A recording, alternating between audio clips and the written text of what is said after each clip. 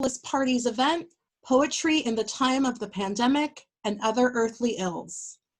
I'm Christina Lee, a museum worker, a member of the Freedom Socialist Party from the San Francisco Bay Area branch, and our local Comrades of Color Caucus coordinator, and I'm proud to be hosting our event today.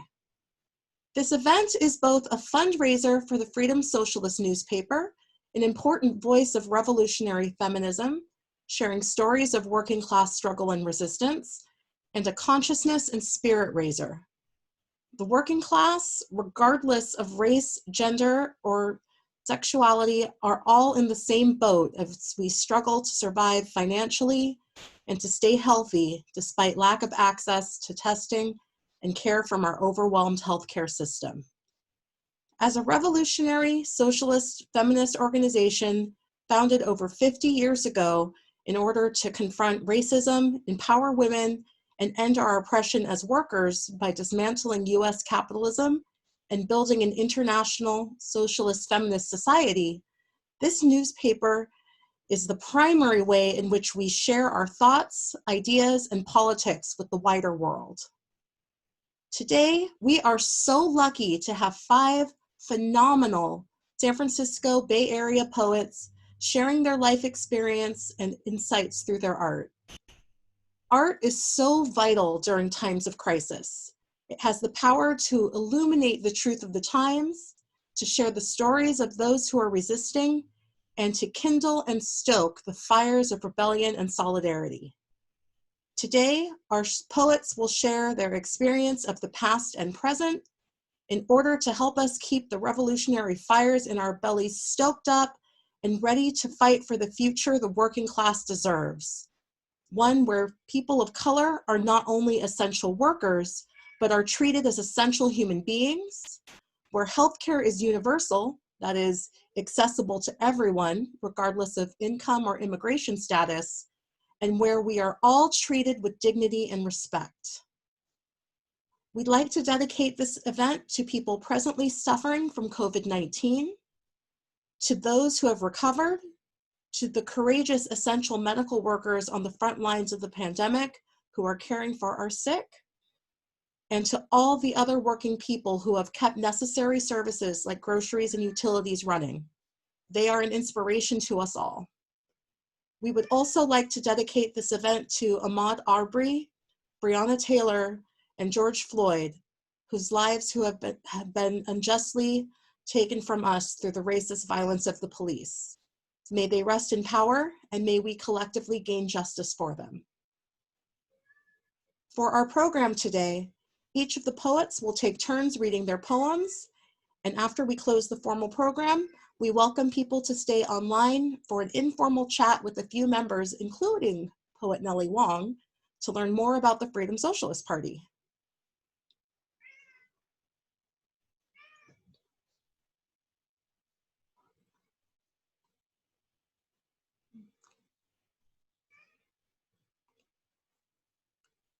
Our first poet today is Nellie Wong.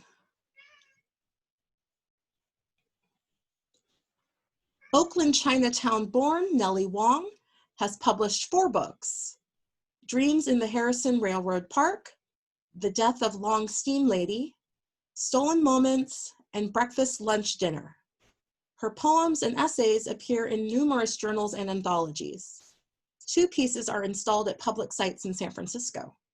She's featured in the documentary film Mitsuye and Nellie, Asian American Poets, and among her recognitions, a building at Oakland High School is named after her.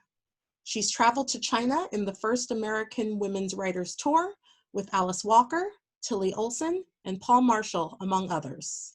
Welcome, Nellie. Thank you, Christina. It's great to be here.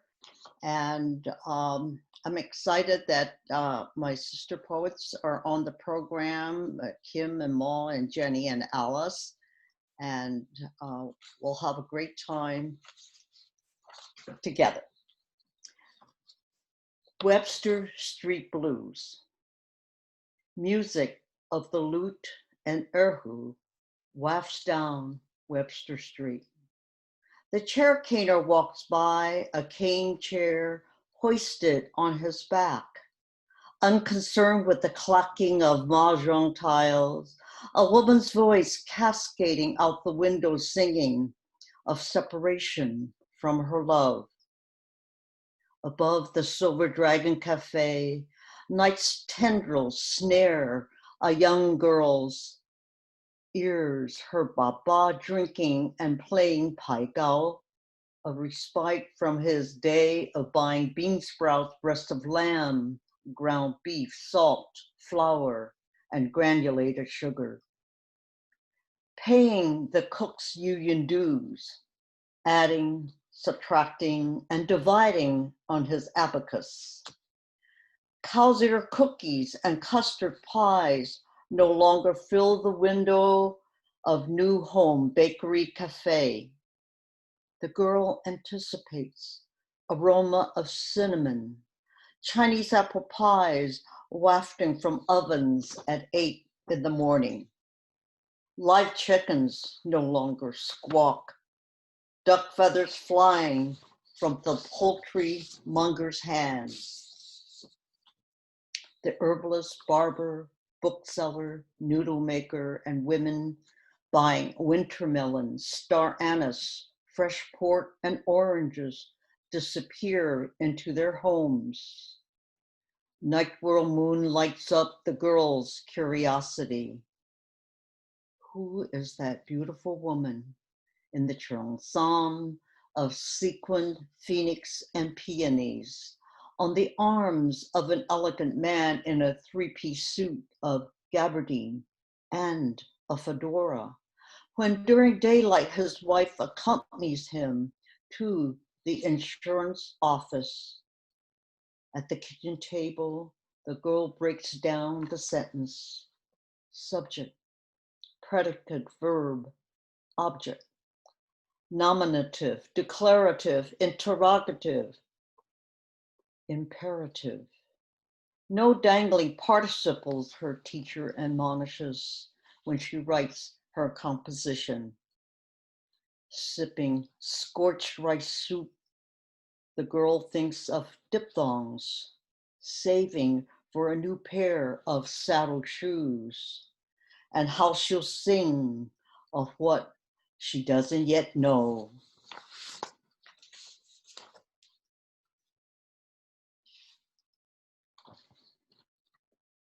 This is called Pantoum for the Woman Who Left Cloud Village, and it was inspired by a story written by Dingling of China, and the story was called When I Was in Cloud Village. I travel barefooted to Cloud Village, your home. I look for you, sister, among the women gossips. Their eyes pierce through me, an American stranger. The men eye me, curious, smoking cigarettes. I look for you, sister, among the women gossips. An old auntie comes out to greet me. The men eye me, curious, smoking cigarettes. She uses her cane to walk, her face unlined. An old auntie comes out to greet me with a gap-toothed smile. Auntie asks, "Ne haya bingo ah?" She uses her cane to walk, her face unlined, motions her daughter to serve me tea. With a gap-toothed smile, Auntie asks, "Ne haya bingo ah?" I sit down and write my Chinese name, motions her daughter to serve me tea. Baby cries, clinging to her mother's back. I sit and write my Chinese name. This is my first visit to Cloud Village.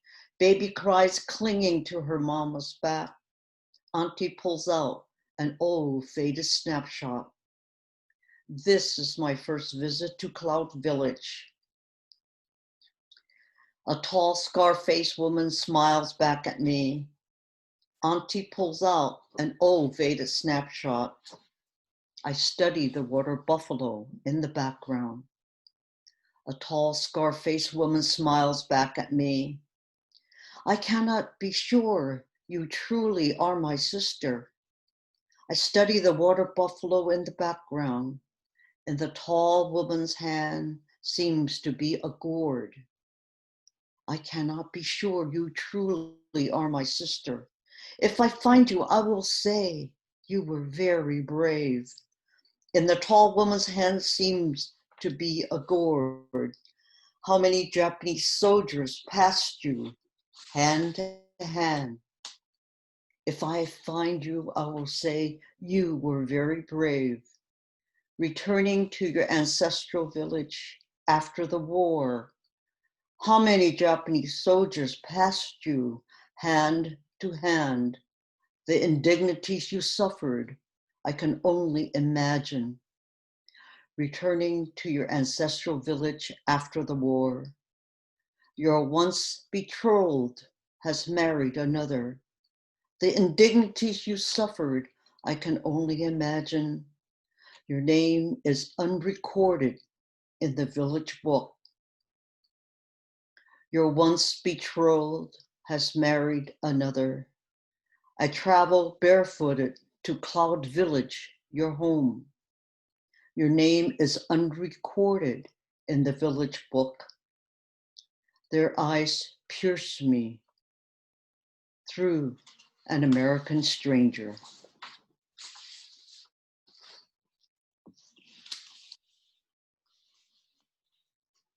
This piece is called Loose Cigarettes. I wrote it after the death of Eric Gardner, who died in 2004 after being choked to death by a police officer.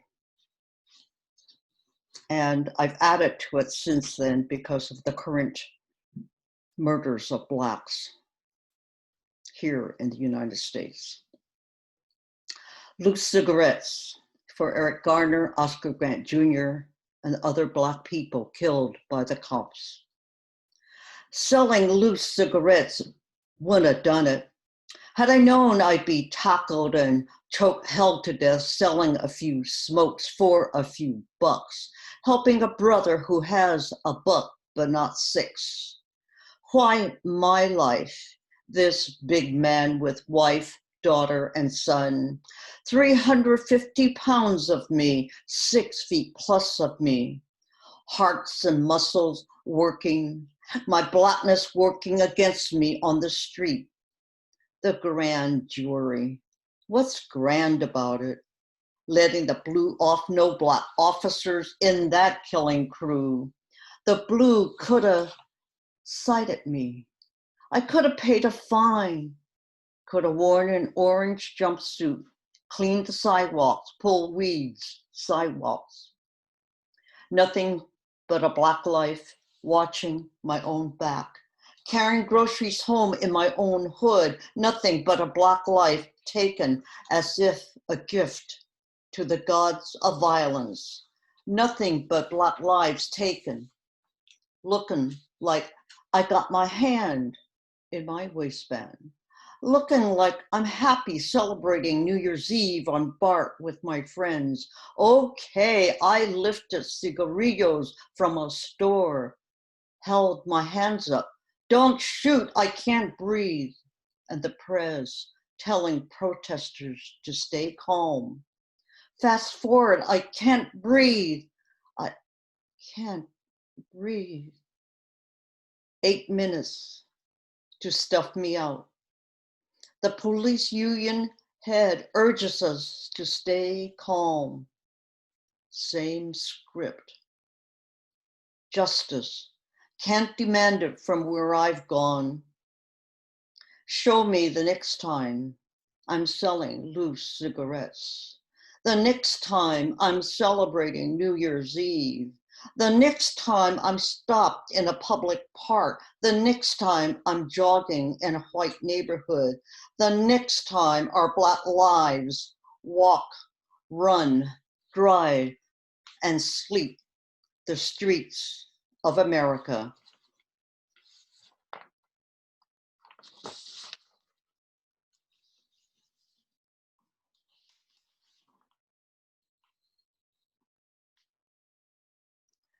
The anti-Chinese, anti-Asian racism has been pervasive since the pandemic of the coronavirus, or COVID-19, as it's called. So this is a piece in response to that. We eat chicken feet, and we are not dead. We eat chicken feet, and we are not dead. Our bowls are rimmed with bats and fireflies. Our feet pedal sewing machines, marking blue jeans, making blue gowns. We march in Chinatown protesting discrimination. Coronavirus has no yellow teeth or brown skin. We are delivery workers, doctors, dancers, actors. Our ancestors memorized a number of doors and windows in the old home village. Whether our fathers had more than one wife. Our foremothers sold their bodies to feed their children. A being cultivated wild and sweet cherries in Oregon. We make masks and we don't hide. We fight for Asian American studies, Chinglish, and unbridled song. Agitating for inclusion is a political act. We strike for higher wages, rest periods for our breaking backs. We are immigrants working at home all over the world. We are natives born in Eureka, Augusta, Oakland, Phoenix, Flushing. We dispense herbs, make soup to heal our bodies, harvest chrysanthemums, grapes, pea shoots, winter melon. Oh yeah, we yakety yak, we jitterbug and jive, play flute and drums. We dream and we braise and steam and write. We eat chicken feet and we are not dead. Thank you.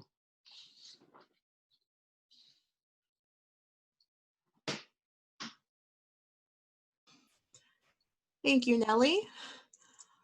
Our next poet will be Alice Elizabeth Rogoff, who will join us on video in a moment.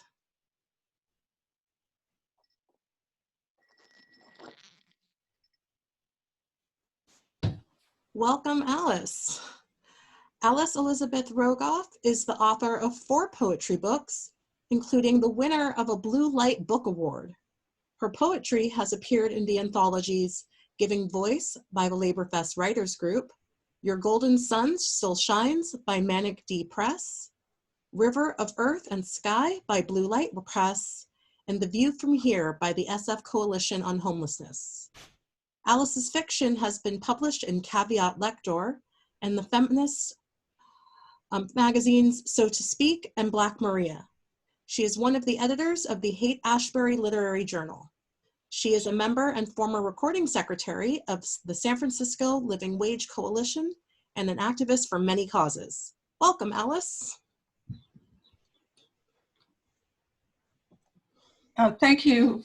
I'm happy to be here and to be able to join the other poets. The first poem I'm going to read is called Less Work, No Work. I waited in line at the post office, 9th and Irving, called Inner Sunset. Dee Dee, the clerk at the counter, was talking to a woman customer. They want us all to work for 4 hours, so our jobs are temporary and they won't have to give us bennies. Most post offices to be closed. I go to mail. The others in line are friendly, waiting with real mail. Babies in strollers and people with walkers and only a cell phone or two. Now walking from the post office to Haight Street along the edge of Golden Gate Park alongside Keyser Stadium, I see Sue and Laura, the 2 lab techs, and we stop to talk on the sidewalk. The sign, "Patients, Not Profits," hangs on their chest. They have come back from a rally at University of California Medical Center. 300 workers have been laid off. Nurses, I asked. Everyone, the 2 techs told me. We asked the managers, who is going to do the work? But no answer. And again, who is going to do the work? But no answer, no answer, no answer. And my next poem is called Childcare. Mom is working. From O'Farrell Street, Amy gets dropped off each morning. There's Ellen, the childcare worker. Couldn't get to work without Head Start, the city daycare. Lydia can't leave Robbie alone in the Tenderloin apartment. Ellen tells stories and has breakfast for these really little ones. Ariel's and Lily's grandmas are back in Russia or China or died years ago. Desiree's not really a street person, but she used to leave her little boy in the library. The librarians are nice too. Came from Texas. Not every US city has childcare. Colette in France does, but here people call that socialism. Ellen serves cereal and orange juice and reads from storybooks when mom is working. Sumi Abedin. I am going to 2 Folsom Street, the Gap headquarters, down near the bay, a large square building dominating the block. I hurry to get to the rally to ask the Gap to sign the fire and building safety agreement. Sumi Abedin, a garment worker from Bangladesh, stands in front of inert pretend corpses shrouded in white sheets, her face a map of sadness. She jumped from the factory building on fire so her parents could identify her dead body, so she would be more than ash or flame, charred bones and tissue, a face, a name, a daughter, arriving on the sidewalk whole but deceased. Yet she opened her eyes to the sunlight, to the smoke, to the fire. She says, I keep thinking, will there be more fires, more collapses, more ash and burns, more nightmares, more sorrow? Pensions. I was doing a project on women workers and organizers in San Francisco and thinking of all the different types of benefits that people could have if they had a different society. Pensions. Julie Fisher works in the rugs department. She says, years ago, mostly women worked in the department stores and our contracts were based on men are supposed to take care of their wives. We don't have the better pensions that supermarket workers have. These old attitudes still affect us. But what is a wife anyway? Now, some of us are single, some of us are gay, and gay women have wives and gay men have spouses too. Many kind of wives in San Francisco working in department stores. The rugs look down on Julie. Their designs intersect into miraculous patterns, but one can grow old, silvery, and gray, not rising into the sky to Persia or flying away on a magic carpet to Istanbul. The older women in the choruses, streaks of gray in their hair, shocks of white in the soprano and alto sections, 2 women tenors too. How is it that every word is remembered in the songs from the past? A young woman listened to the senior women in the Yiddish chorus singing songs they learned as children or knew in Poland, and in the labor chorus sang on a picket line at age 16.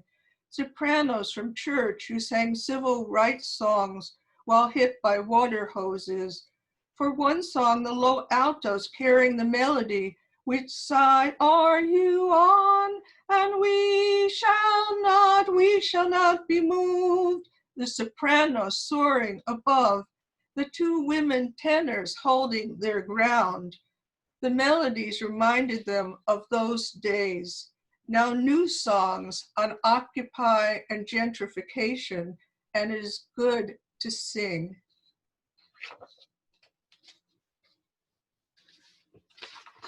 Immigration. Some people disappear at night, some during the day, union members too. La Migra wants papers. Going back to Mexico, just deportees. Whole families and half families go, mothers without children, children without a mother, 4 years of scrubbing a floor or making beds, then they were gone, back over the border. The wind blows between lines on a map.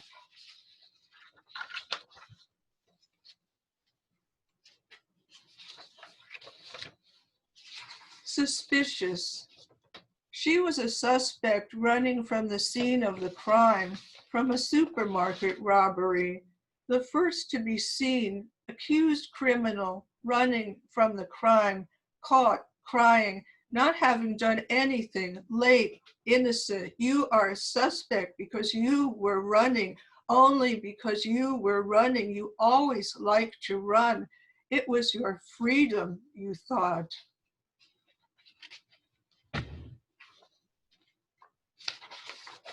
Home and garden. Home, more than a sleeping bag tucked under a doorway, less than a mansion or a castle in Spain. Going home, more than a hot air vent, less than a condo in the sky. A garden of Christmas trees to wander through, needles falling through one's fingers, the smell of pine clinging to old clothes.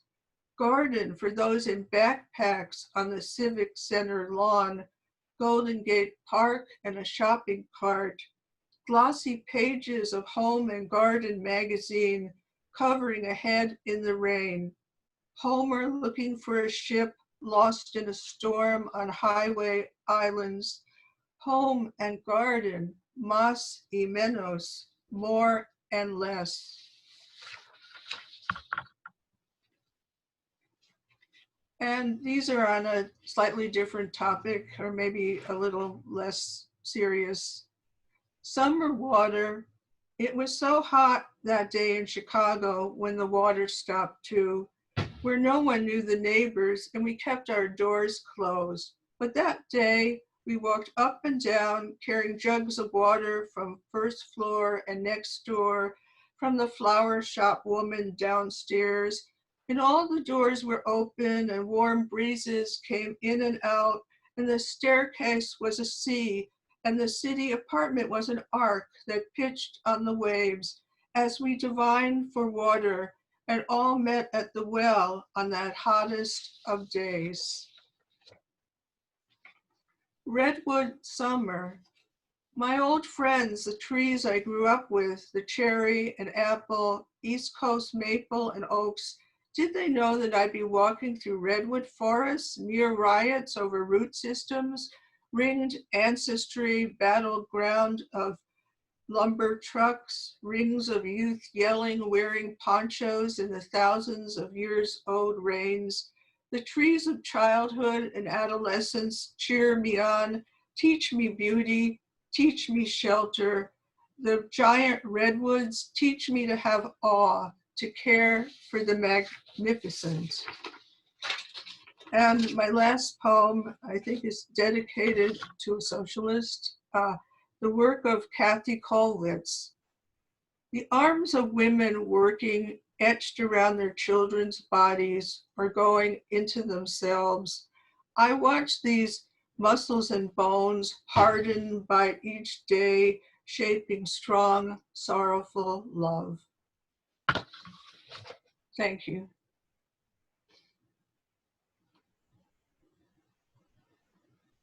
Thank you, Alice. Next, we have poet Maw Shein Win, who will join us on video in a moment.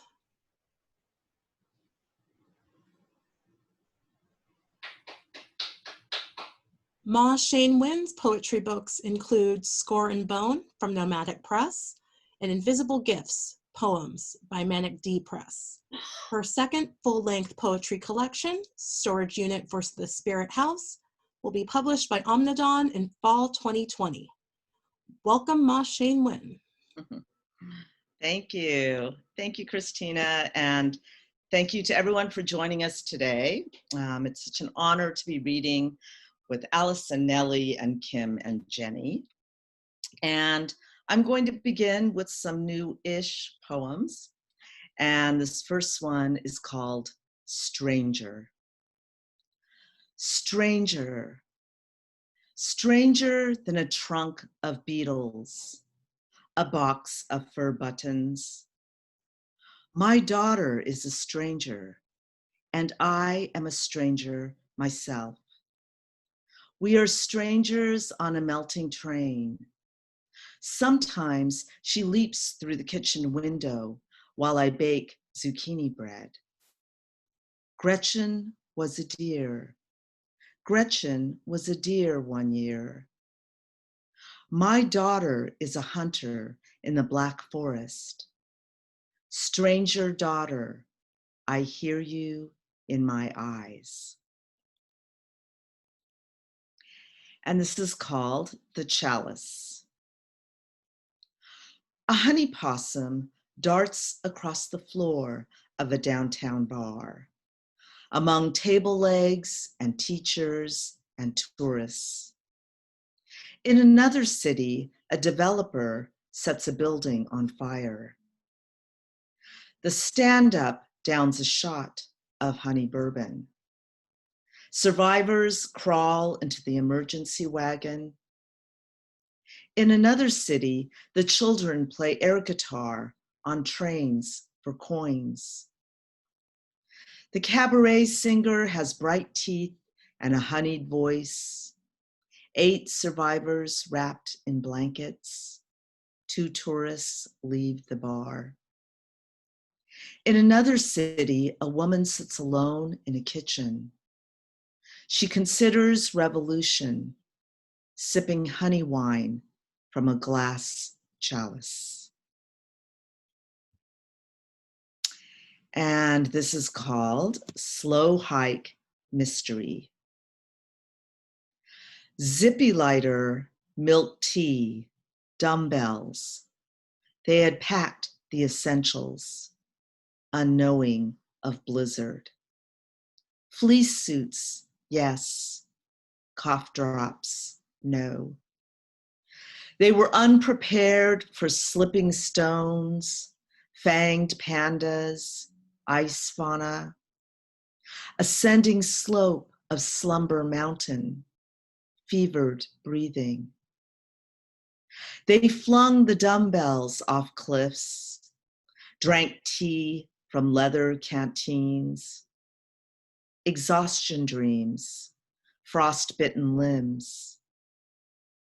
Rested that night against the elms that remained.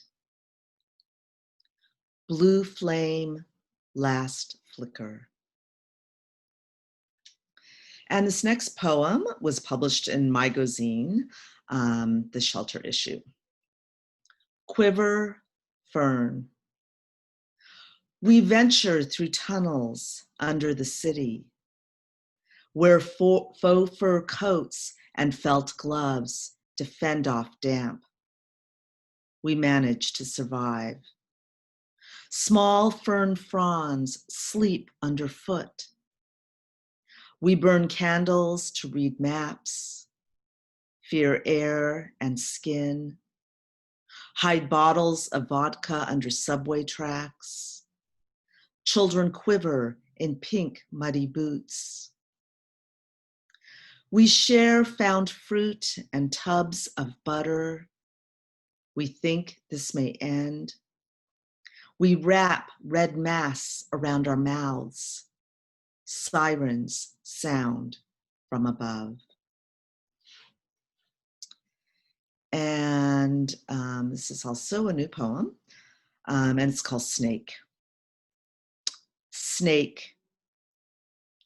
Pain coiled below the scalp. Spine curled in ball on calfskin sofa. THC bath salts from town. Snake ascends from curving spine.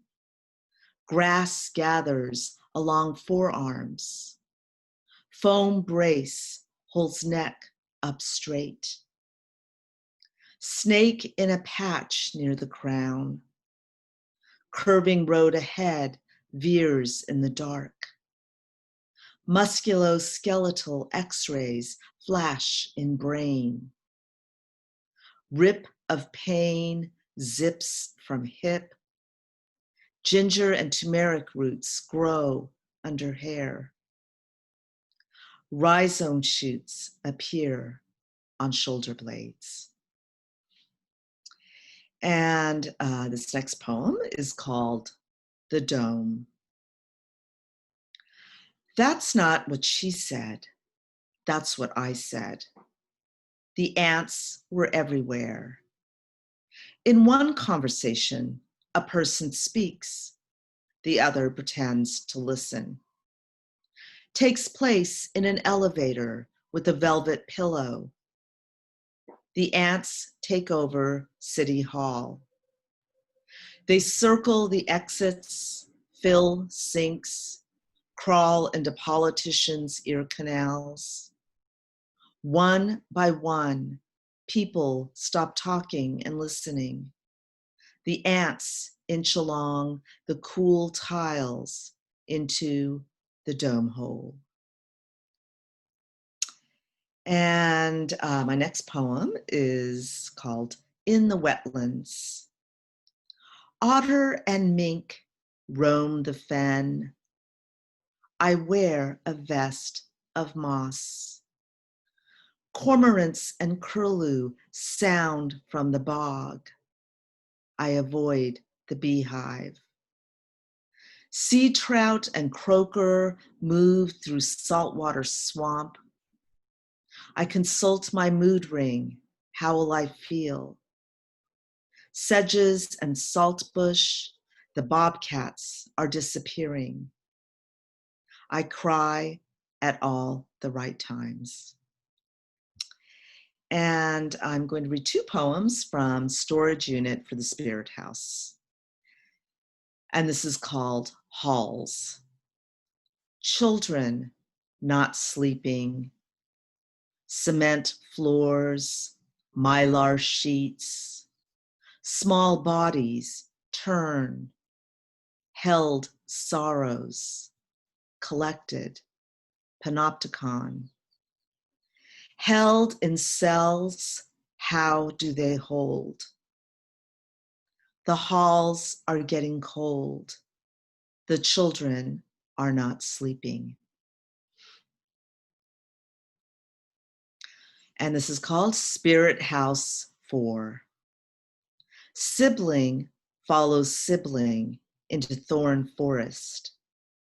Girl holds stick of incense, tip aglow. 37 gnats await atop Mount Popa. Volcanic relics, sister brother, blue-throated barbets. Lightning clue. Nest lands on soft earth, entwined vines. Distant blaze. Candlewick floating in bowl of oil.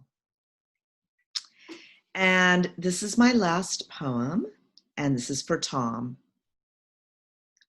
Blue lines. We walk around the block, two masked bandits. Golden poppies burn our eyes. These days we count the pains, follow blue lines on charts. I ice my arthritic knee.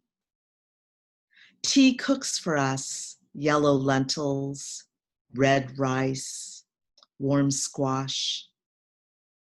Take turns waking at 3 a.m.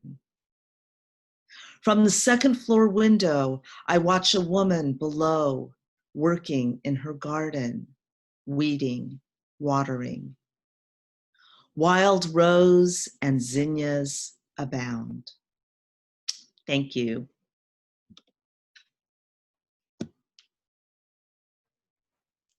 Thank you, Maw Shein Win. Thanks. Our next poet, Kim Shuck, will join us on video in a moment. Kim Shuck is a bead artist, an educator, and a writer, the current and 7th Poet Laureate of San Francisco, the solo author of 7 books, the latest being Who's Water from Mammoth Publications.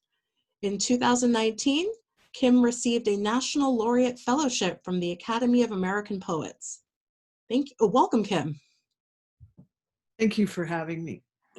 I'm really honored, and I was honored to be asked by Nellie to read. Among other works, because people are not about hands and work, but belief, they say, Rodrigo decided what parts of my discovered body belonged to Spain.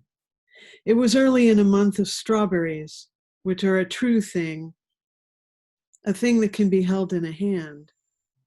But hands don't make the person. Because some people are not about hands and work, but are owned, imagination is a deep mine into the mountain of silver, and both hands and silver can be hauled to the name of God and taken by boat to Spain. And we know that silver can be a fact or imaginary friend, because belief is a hand that draws lines we're drawing that can only be seen from very close up or from very far away, and only in a few languages. We did not break, we were broken, like lines in a poem, on a map, or a working hand. Because we believe that fingerprints and calluses can identify a person, borders are dangerous, are amputations that we carry like truth through stories, through other stories. We carry them as though it is our work, as though it were a strawberry we could hold in our hand.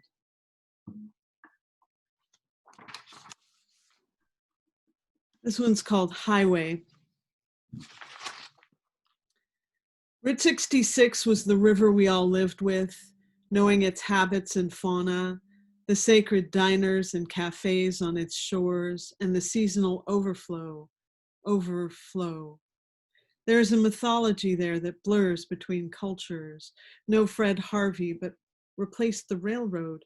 Next food, second floor of the big teepee, and sometimes a hawk not quite dead on the blacktop. The one that marked me with a clenching foot, a reflex between French toast, scrambled eggs, cubed ham, and tangy coffee, when I still smoked cigarettes, and Grandpa had a bronze American Leviathan, the whorehound drops, jerky, moccasins, gas, and the incandescent constellations of towns at night, each telling their very own stories. Unknown to us, so many ghosts along this river that we share, these pinpricks of similarity, these hauntings, this long man, such crime, such home place. This is called Passports and Imaginary Lines. Crow Point documents. We were all written in ink, transformed by wildfires, by broken promises.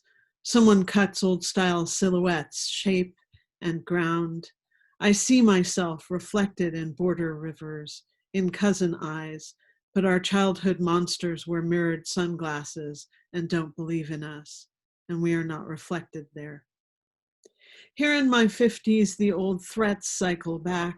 Along the border, 7 women take root and become trees.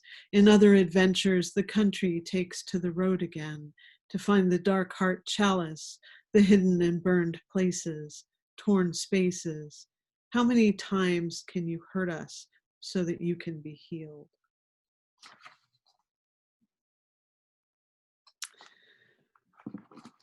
Ashes and water. By these definitions, I have been in love. It's a thing we need now. Palindrome histories bless the instruments in the fire from the villages, grotesque collections of memory and excised flesh. I will tell you now that it all looks pretty much the same out of context. We've been experimented on.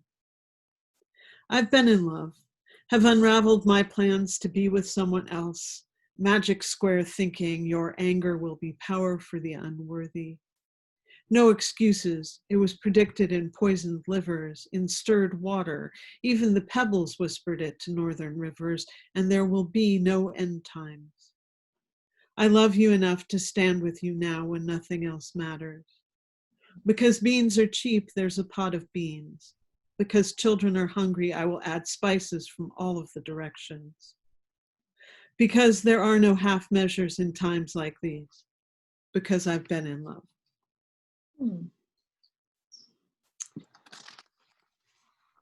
This is called Community.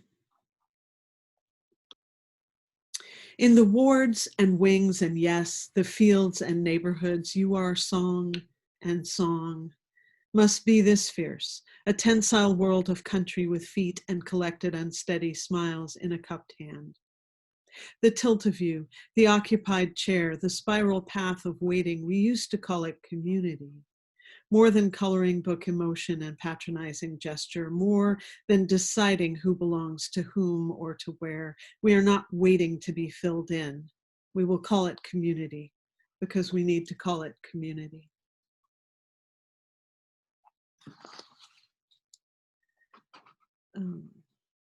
This is the last of the old ones I'm reading. It's called A Rattle of Individual Voices and Tires.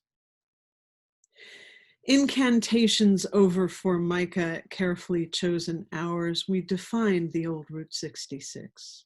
The world serpent shattered now like the spine of the Carpathians, the vertebra of the Andes. We are blacktop and burned coffee. We are pie 24 hours a day.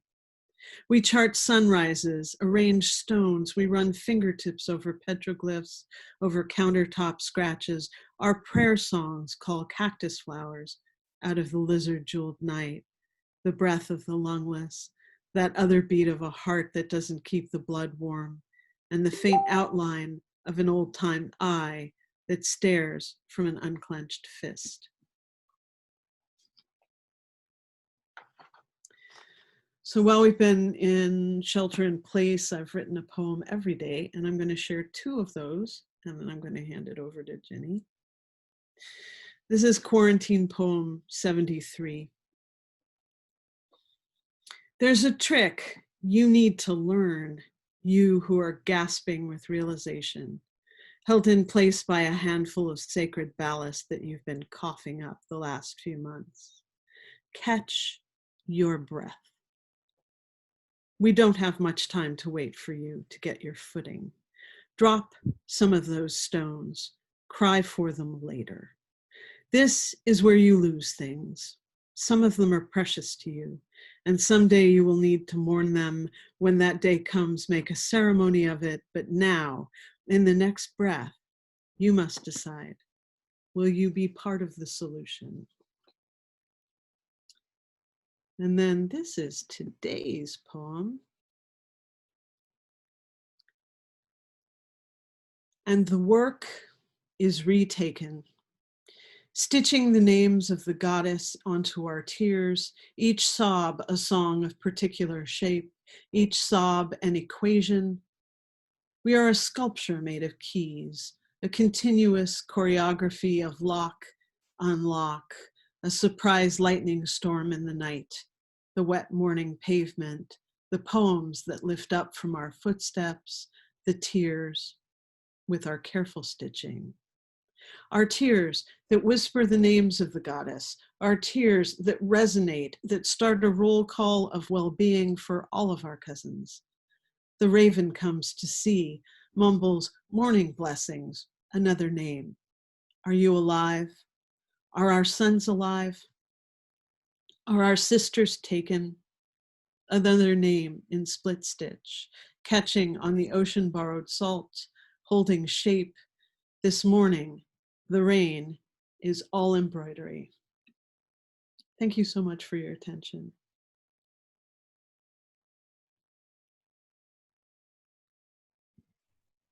Thank you, Kim. The last poet of the program, Genny Lim, will join us on video in a moment.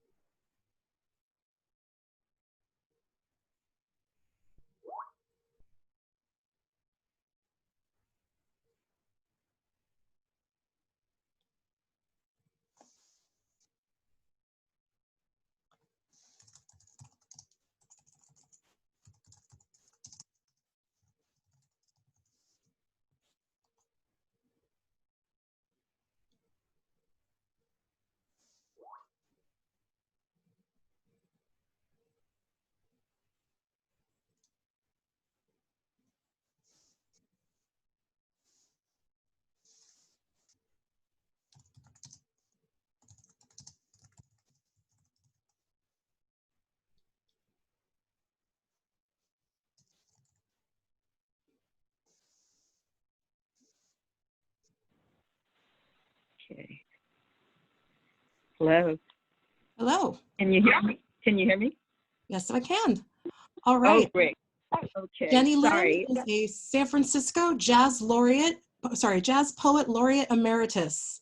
She is author of 5 poetry collections: Winter Palace, Child of War, Paper Gods and Rebels, KRA, La Mort del Tempo, and co-author of Island, Poetry and History of Chinese Immigrants on Angel Island, and winner of the American Book Award. Her play, Paper Angels, was broadcast on PBS television in 1980 and produced in the United States, Canada, and China. Welcome, Genny. It's great to be here, and I'm really inspired by my sister poets. And I want to thank you and the crew, Sam and Bob, for all your hard work putting this Zoom together. I know I had technical challenges, so thank you. And to the Freedom Socialist Party, Viva. Century of Rage. This country makes you weep. Half our forests, rivers, mountains are ruined. This country makes you angry. Howling wolves, wild horses hunted down. This country dishonors life and praises death in battle hymns and flag-draped eulogies. Of 25 wiped out units, killed strangers in war, 3 returned, but none reveled in the glory of their lost comrades or limbs. This country ransoms the flesh of its migrants and immigrants languishing in burning deserts and prison camps after scaling border wall where the sun and the moon don't shine without a crack of light to enter.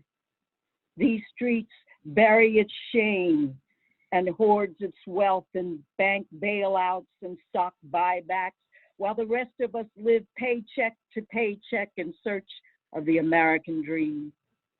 This country makes you forget its history that betrayed us and its counterfeit victories that rise like twin towers of illusion over the specter of Sitting Bull's ghost.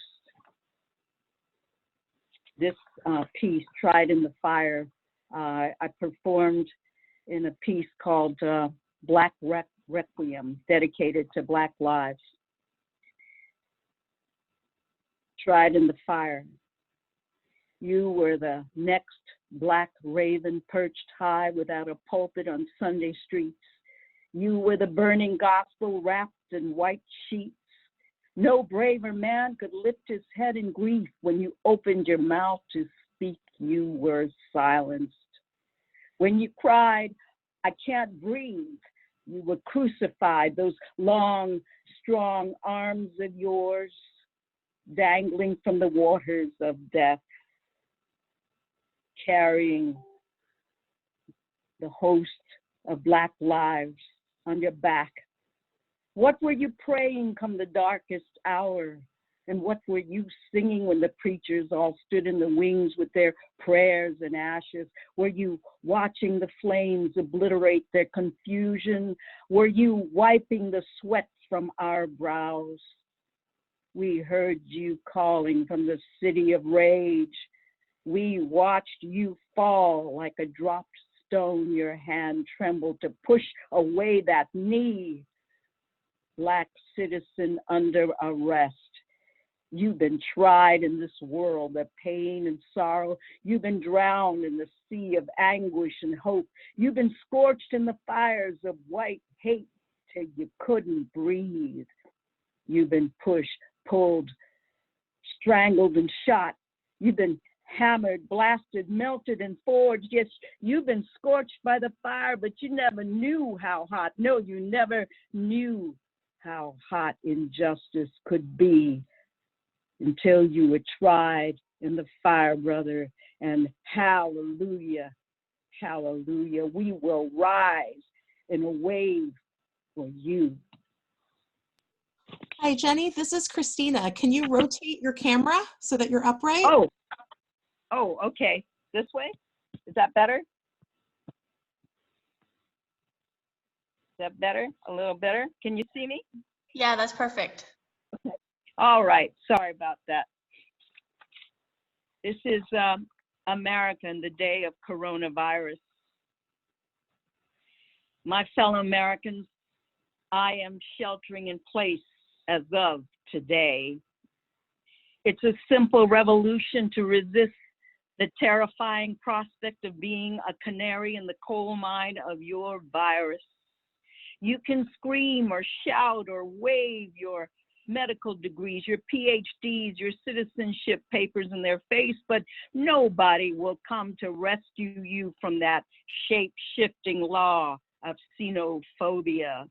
Not Jesus, nor Krishna, nor Buddha, nor Mohammed. Money is the grand wizard in greed, the trickster in a three-piece suit, happy to make you his slave. No matter how much gold he has, he will double the size he needs. You may think it's a little too late to avenge Indian killers who wiped out the Osage for a shiny rainbow of petroleum on a rippling creek. I'd as soon scalp the plastic head of a snake to avenge the Sioux at Standing Rock for no reasons too numerous to count, from the Battle of Little Bighorn and Wounded Knee. I'm standing in the shadow of the moon with no refuge as this earth slips further and further into the abyss. 150 years and 8 generations of yellows migrating the lonely highway of opportunity on this God-forsaken mountain to carve their identity on the face of the white ghosts, thinking to trade our poverty for hope, only to wind up in debt and deportation for crossing the ocean in search of the elixir to unlock our dreams. They jumped ship, dug the Central Pacific, dredged the swamplands, and scoured toilets, but no amount of incense could ward off the devil of despair. No amount of ritual could ease the memory of a Chinaman's bones tossed into a frigate, shipped back home like a sack of dried fish. I am counting the years I've racked up in silent servitude to your random acts of exclusion. I am counting the miles on my mileage plus to begin my journey back to the chrysalis of childhood. It's a simple revolution to release the grip on my 135-year-old ancestral neck and my grandfather Yin was. 3 deportations and a vanished grandmother left behind, and my father's bartered childhood. We are what we've become. Who can change that? The past and the future are bequeathed to us in the flesh and blood of our young. Time is the train our fathers built and the train that left him behind. No one shipped the bones or ashes of the 50 or so Chinamen massacred at Rock Springs back to China. Their ghosts are still mining the hills. You can see them on a cold winter night with pickaxes frozen in their blistered hands. No one told them there was no such thing as death.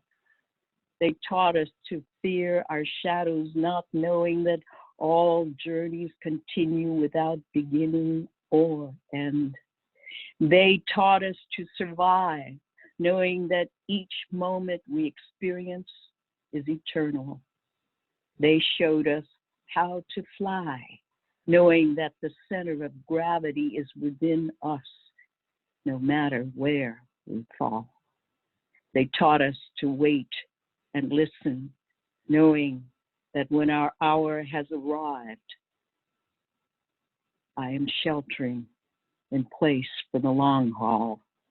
It's a simple revolution to resist the terror of defeat for our children. If the canary doesn't sing, know it's you who is lost.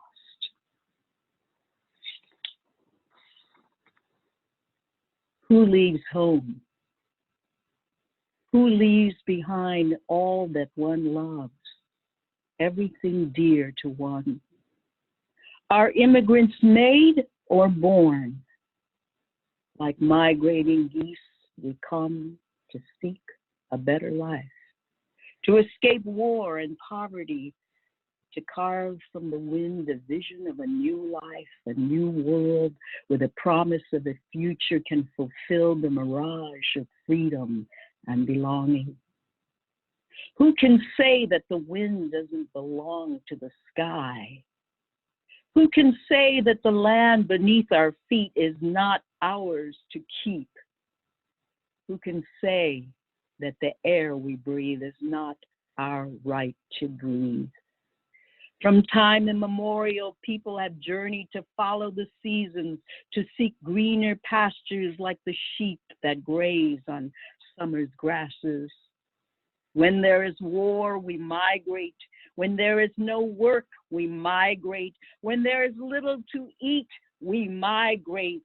We who love our homeland, we who must leave family and everything behind, are immigrants made or born? Who can say that the wind does not belong to the sky? Who can say that the land beneath our feet is not ours to keep?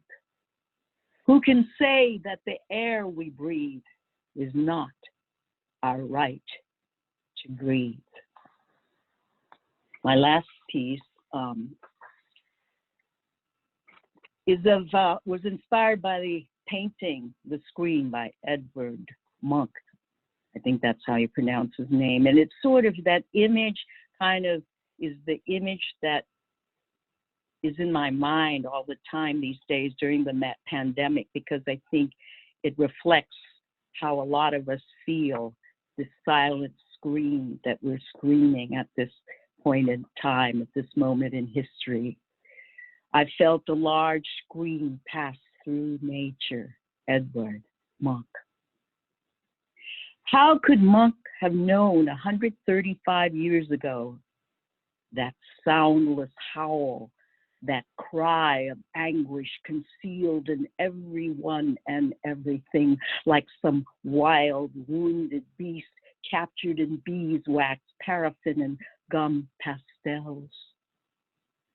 The self-annihilation, the powerful and beautiful natural order of things receding into chaotic flight, in recoiling terror. Only the crows and gulls seem to know their sinister cause, the flapping of wings etched in things to come. How did we come to take this route?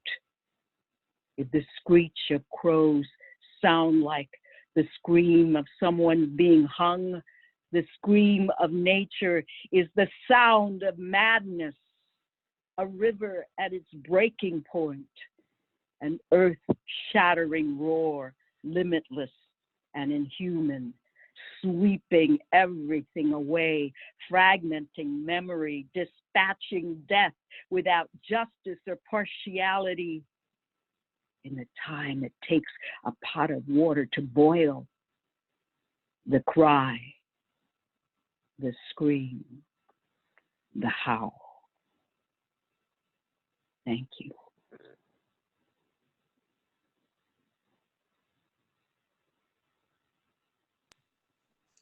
Thank you, Jenny. Thank you, Christina. Next, I would like to introduce Claudia Lee, who will join us on video. Hello. Hey, thank you, Christina, for being Claudia our is a host member today. of the Freedom Socialist Party and of the Comrades of Color Caucus in the Bay Area. She has been coordinating the Bay Area Fund Drive for our newspaper and has a special message. You're up to bat, Claudia. Thanks, Christina. Thanks for being our host today. And we are so appreciative of the 5 poets who volunteered to help with the benefit of the Freedom Socialist newspaper and to share their art. I am just I'm like having shivers from Jenny's last poem. We really want to thank everyone who joined us today because your support is going towards the $100,000 fund drive, which started on March 1st. And within 2 weeks of March, we realized a lot of the fundraising plans that we had could not take place because of COVID-19. And the ideas we had, like this poetry event, turned into an online forum. But we're, grateful for people around the world who otherwise could not have joined us physically in San Francisco, who can tune in, like our sisters Allison and Debbie, who's watching today from a winter morning in Melbourne, Australia, who's here to support us. So, and this newspaper, the latest issue is out now. I put it on display back here. This newspaper is important because it stands up for working class people, and it focuses on workers' struggles and victories, which is usually always absent from mainstream media. And it delivers revolutionary optimism for the international workers of the world. And so we're approaching June, which is the last month of the fund drive, and we have now raised over $70,000 from supporters like yourself.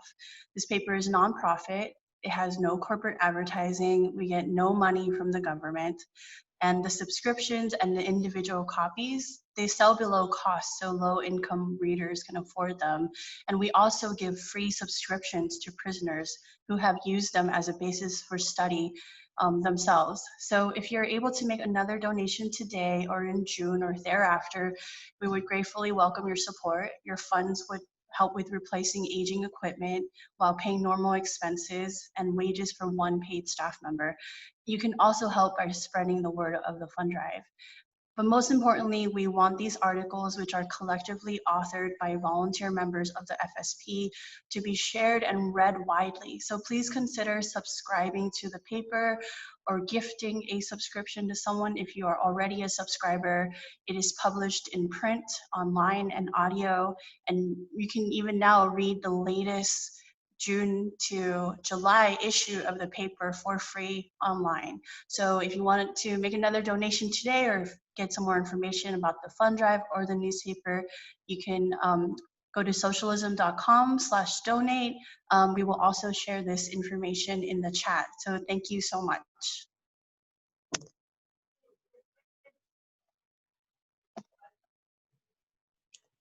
Thank you, Claudia, and thank you everyone for your support.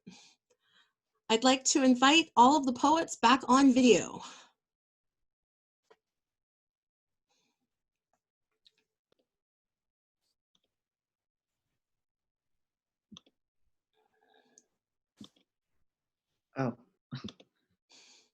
Oh, Christina, you have to turn me on. Turn me on. I don't have that power. Oh. Thanks. Yeah, I got you.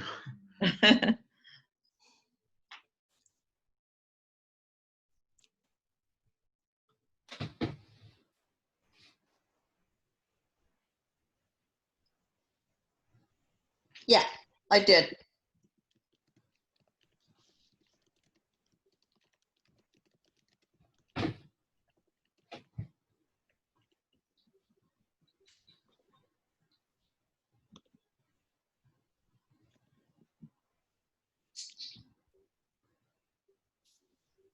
There she is. Okay. All right. Thank you, Nellie Wong, Alice Rogoff, Maw Shein Win, Shuck, and Genny Lim for sharing your poetry with us today. Our production team will be sharing in the chat further information on each of their published works and where to purchase them.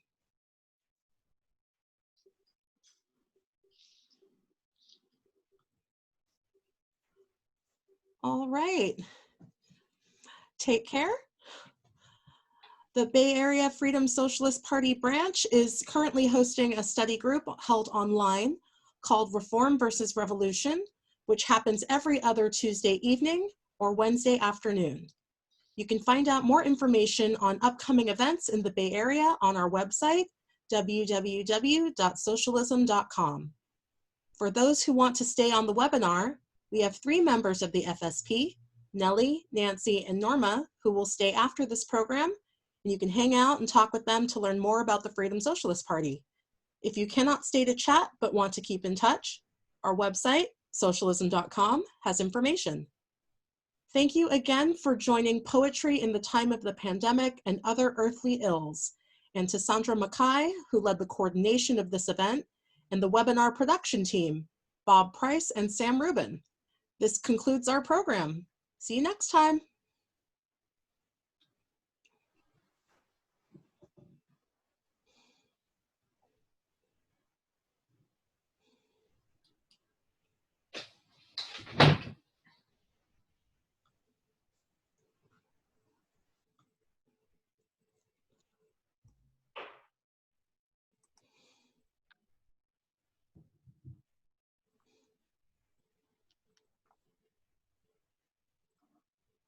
Lovely event.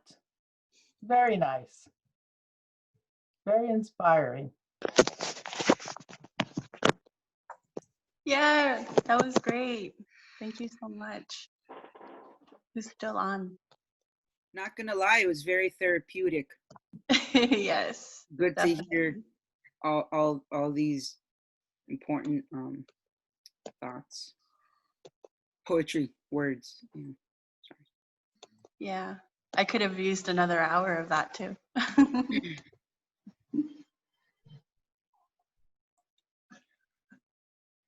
Hey, folks who are still on, please join in and tell us what you thought about the reading. Don't be shy. Okay, I'm turning them on to talk.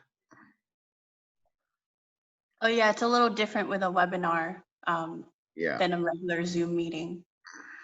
So I don't think we'll be able to see them, but we should be able to hear them.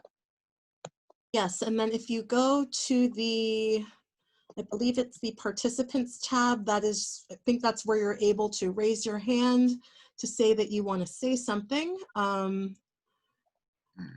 don't know if Andrea or Allison was first. It looks like Andrea is the only one that's got her hand up, so go ahead.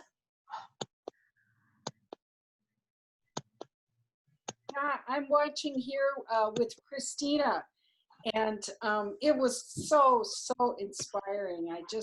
We just loved it, and we really say thank you to the team behind the screen and the team in front of the screen. I agree with Norma. It was very therapeutic. Christina and I were at a demonstration earlier today here in Seattle to protest the murder of George Floyd and also the other cop murders of people around the country, men and women. And it was a good rally. It was very well attended, and there's another one going on in Seattle now, like there are around the country. But it was very, it was a great component to add this